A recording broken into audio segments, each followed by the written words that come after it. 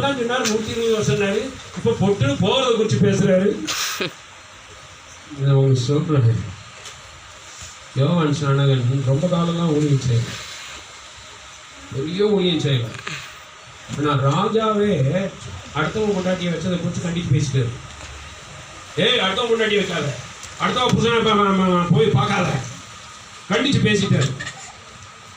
தலை போயிடுச்சு, செயல போட்டாங்க, தலை போயிடுச்சு. அவர் பயந்தாரா, என் தலை போயிடும், ராஜாவுக்கு சொல்றோம் அப்படின்னு. இயேசு வந்ததே சிலுவையில் அடிக்கப்பட்டு சாகரம் தான். பயந்தாரா? இதாவே வேற எவ்வளோ அந்த காவிரியல் தூதே, இந்த மிகாவேல் தூதெல்லாம் இல்லையா, நான் தான் கிடைச்சனா, அவங்க பக்கத்துல செல்ல பிள்ளையா இருக்கான்ல அப்படின்னு தெரிஞ்சுனாரா? சித்தத்தை செய்ய இதோ வருகிறேன், புஸ்தக சூழலில் என்னை குறித்து எழுதி இருக்கிறதேன்னு சொல்லிட்டு தான் வந்தார். ஆமாம், உயிரை கொடுத்த ஆண்டவருக்கு மயிர் கொடுக்கறதுக்கு நம்ம வரல. சொன்னது எத்தனை புரிஞ்சிச்சு? உயிரை கொடுத்த ஆண்டவர் கேட்பாரா,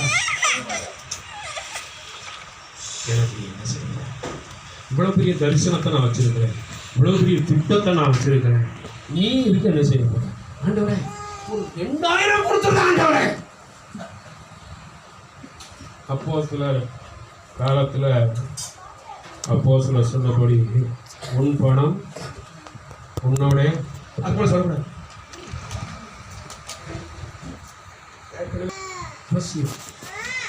காட்டிலும் ஜீவனை கொடுத்த வாழ்க்கையை கொடுத்தேன், உழைப்பேன், பாஸ்டரோட சேர்ந்து நானும் உழைப்பேன், ஆத்மாதாயம் பண்ணுவேன், ஜெபம் பண்ணுவேன். இங்க வந்து கண்ணீர்